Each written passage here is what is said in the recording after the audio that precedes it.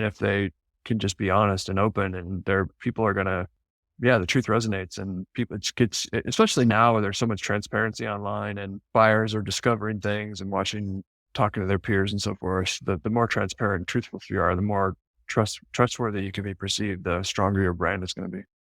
Yeah, I love it. And then your follow-up was, don't worry, because we worry about this as founders, especially when we're small, is don't worry about drawing attention to something. Just handle it head on, and it's okay. Your customers get it, your employees get it, and don't worry that bringing it up, talking to your customers, talking on Twitter is going to bring too much attention to a question. Yeah, if it's a relevant question and if it's a relevant issue, Yeah. the people that it matters to are going to know about it. Like for us, the people that look at the Magic Quadrant have already looked at it. They're not going to go look at it and see our position went down a little bit because I tweet about it. Why don't we, there's more stuff I'd love to get into, but why don't we wrap this up with just I some think we got through general, one slide, Jason. I know. You think you can close a 7-figure deal without getting on a jet? Depends on if the competitor does.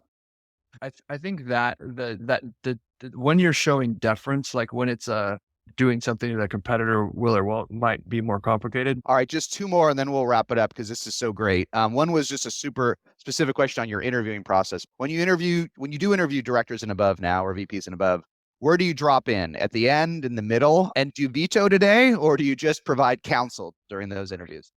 So it's at the end. Yeah. And the purpose of it is, it's really not like a veto thing.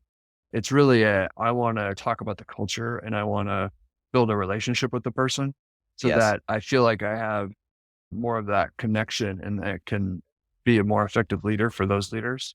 And that's the purpose of it. It has a good impact on the people too, as they should feel. It makes them feel special. It makes them feel like the CEO cares. And I've probably done, I don't know how many of them, I've probably done in the last 5 years, I've probably done 500 of them. Yeah. I did veto one person. 1 out of 5. Yeah, it's 50 times more impactful if it's before they start than if it's right after they start, isn't it?